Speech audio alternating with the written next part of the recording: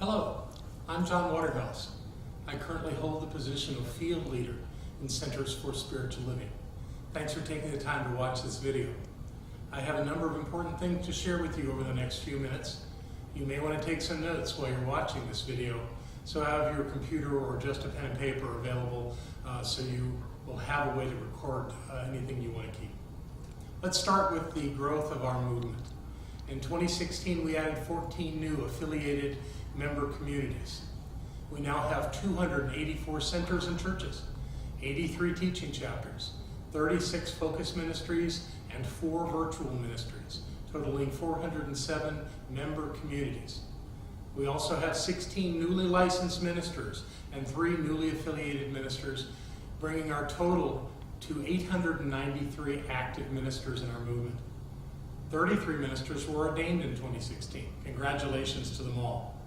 We also have 179 newly licensed practitioners, bringing our total to 3,338 active licensed practitioners. Several of our ministers and practitioners have made their transitions in 2016. Be sure to watch the In Memoriam video presentation, another link on this website. Our licensing and credentialing department is working diligently to serve all of us, and they want you to know that if 2017 is a benchmark year for you, meaning that in your years of service it ends with a 0 or a 5, your service pin or service award is being sent directly to the address that we have in that community. If you have questions about this, you can contact Dr. Jane Ryder. Her email address is jryder@csl.org. Monday night, February 27th, we'll have our 2017 awards ceremony live streamed from Mile High Church in Lakewood, Colorado. Be sure to join us for this event. I want to thank Reverend Jonathan Zenz and his incredible awards committee that has created a way for us to celebrate those who are being honored online this year.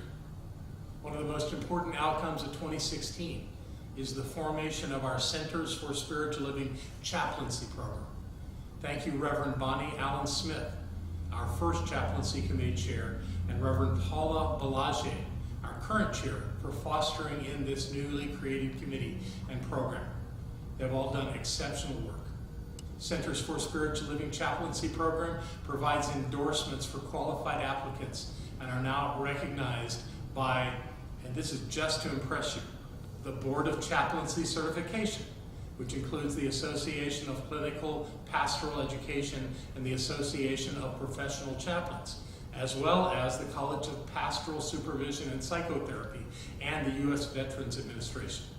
Impressive, don't you agree?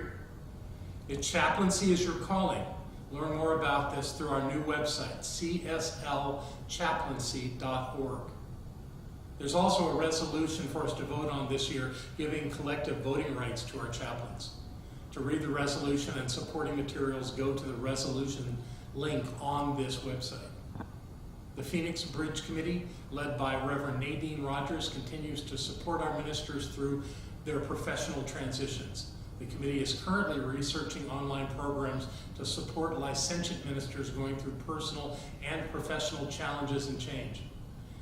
If you want more information about Phoenix Bridge, you can contact Reverend Nadine directly at revnadine@telus.net.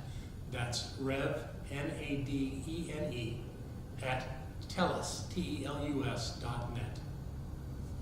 Our Department of Ethics and Professionalism has been doing excellent work. Nearly everything they do is confidential, but I know how hard they're working and all the accomplishments they're creating. I want to acknowledge their leadership, Reverend Barbara Bew, who served for 3 years as stepping down as the co-chair. Reverend Mary Mitchell, who has been working with Reverend Barbara, continues to serve as co-chair, and Reverend Paula Grace Beatty is now stepping into that position of co-chair with that department. She and Reverend Mary will continue leading, and they and all the members of the committee provide exceptional service in these areas of extremely important work. Next, I want to talk about our elected councils. First, our member council. They're developing a new program they're calling the Conscious Centers Success Series. The program consists of 9 powerful workshops on a variety of relevant topics. delivered through various formats, online and in person. Each one is designed to support the success of our member communities that they serve. For more information about the Conscious Center Success Series, contact Council Chair Dr. Crystal Davis. Her email address is Crystal, C-R-Y-S-T-A-L, Davis, 2126 @gmail.com. Our Practitioner Council has been very active in supporting several important projects. Their first practitioner gathering was a great success, with about 140 practitioners coming to Denver from all over North America this past October. They had their Prayer Match program, which is an online service that brings anyone who wants a treatment partner together with someone else who they can do regular treatments with. It's a very powerful program. Also, the Council continues to host monthly practitioner conference calls, which are growing with record numbers of participants every month. If you'd like to learn more about these programs, you can contact Charlie Shepard. His email address is charlie, I-E, that's C-H-A-R-L-I-E, S-H-E-P-P-A-R-D, Charlie Shepard, @skyrunner.net. The Leadership Council is also grateful for the support of the Practitioner Council in coordinating practitioner groups from various centers to hold high watch during our Leadership Council meetings. I certainly can tell the difference. And as you probably know, there is a resolution to be voted on regarding the official designation for our practitioners. If you are a delegate, please go to the link on the website that explains fully what that resolution is about. Now the Minister Council. They hosted a very successful ministers gathering at Seaside Center for Spiritual Living in Encinitas, California this past summer. Nearly 250 ministers and spouses attended. This year, we ministers will be gathering at Center for Spiritual Living Asheville on the first week of October, right at the peak of the fall colors. It's going to be amazing. An invitation to register will be coming to every minister very soon. Also this year, the Minister Council has taken on the task of reviewing and recommending ministers for ordination to the Leadership Council. This is an important addition to their responsibilities, and I'm very grateful for their willingness to provide this important service. The Nominating Council has been very active preparing for our upcoming election. Reverend Karen Fry and her team have identified a solid slate of candidates. So if you're a voting delegate, be sure to listen to the candidate forums online before your vote. One of my initiatives for 2017 is to develop a Department of Field Support. This will combine the work of the regional support coordinators with the practitioner representatives and any other volunteer group that is serving our member communities. Our intention is to work together to provide the very best support for our ministers, our practitioners, and our community leaders. Currently, there are 4 regional practitioner representative positions to fill. If you're a practitioner and you're interested in serving as a practitioner representative, or if you know a practitioner who wants to be in service in a bigger way, contact Charlie Shepard, again, at charlieshepard@skyrunner.net. There's nothing more important to talk about than what's going on in our education initiatives. Our Education Committee and several of its subcommittees have been working tirelessly to develop our new education program. There are 2 areas of focus that I want to tell you about. The first is lifelong learning, and then there's online education. Reverend Trish Hall chairs the Lifelong Learning Subcommittee, which is hosting a series of summits to explain how we intend to deliver our new curriculum through freshly conceived classes, and to solicit additional ideas about how we can be more fully engaged in this project of developing lifelong learning. Several summits have already convened. There are 6 more that are planned in the next few months.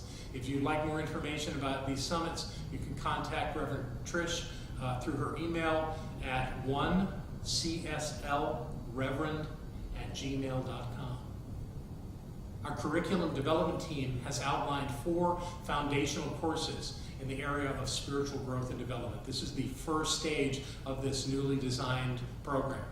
These outlines have been reviewed by the Lifelong Learning and Education Committees and will soon be sent to the Leadership Council for their review and approval. If you have questions about lifelong learning, you can contact Laura McGee in our Spiritual Education Department. Her email address is lmcgee@csl.org. Online education, that other topic, is the burgeoning methodology for delivering science of mind curriculum. What I want you to know is teaching online is not the same as teaching in a classroom. That's why we'll be offering facilitator training to every minister and practitioner who wants to teach online.